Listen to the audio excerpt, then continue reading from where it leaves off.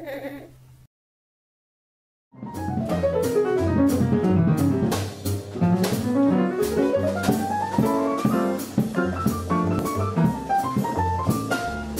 so this is really it. This is the main event, as it were.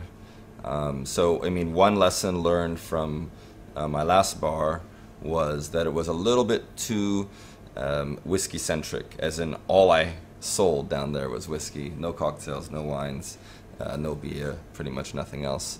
And while that was great and while that works really well for me, this time around we've added great mixologists, we've added wines that you've already seen, we've added some great craft beers and so forth.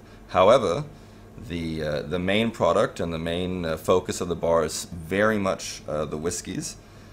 This time around I've done it a little bit differently in that, in addition to all of the sort of single barrel or single cask, single malt scotch, all limited edition whiskeys, I've also gone out and selected what I think are the 20 best commercially available or official distillery releases on the market right now. So that way we'll have a little bit of the familiar for the whiskey drinkers and a whole lot of the unfamiliar that is a new learning experience for them, and some really cool whiskeys to try. I've got them here in two different groups. Now basically what we're looking at in the first group is all of the single barrel releases. Now the way that works is essentially an independent bottler. I use Duncan Taylor, I use Cadenheads, and I use the Scottish Liqueur Centre. So all of these companies are independent bottlers. They will go and buy barrels, usually first fill or very young, and then age them, and when they feel they are ready for bottling, they will then put them in the bottle. Now the way these differ from the commercial releases is that they're extremely limited. First of all, I'll give you an example. So this is the whiskey that is in each of my members' lockers when they first open their locker. And this is from a distillery called Royal Lochnagar. Now Royal Lochnagar is a Highland distillery that's in fact owned by, I think it's by Johnny Walker, right? And Royal Lochnagar you'll almost never see bottled as an official distillery release, because all of the capacity of that distillery goes into Blue Label and Black Label. This is one barrel of Royal Lochnagar. The cask number is 356. As you can see, there were only ever 259 bottles drawn from that cask. This is bottle number 53.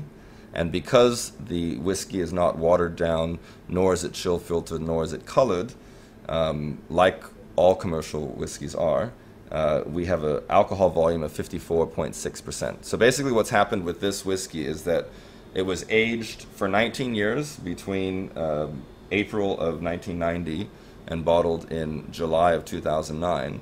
And it went directly from the barrel, the bourbon cask or the bourbon barrel in which it was aged, directly into this bottle. No one played with it, no one filtered it, no one watered it down, no one colored it.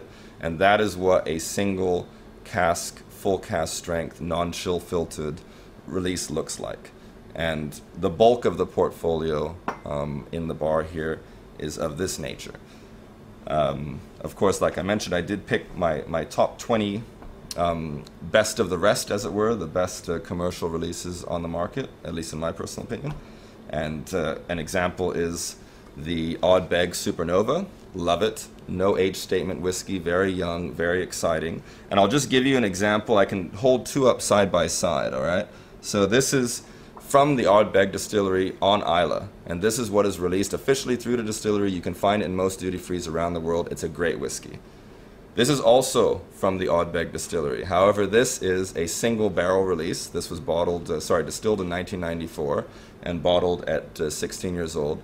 And this cask was owned by Cadenheads, which is Scotland's oldest independent bottler. So there you have, side by side, two examples: commercially available release, still a great whiskey, and a one-off single barrel release bottled by an independent bottler. So now in B28 in the bar we have at least options for the whiskey drinkers that still form, I would say, about 60%, 70% of our customer base.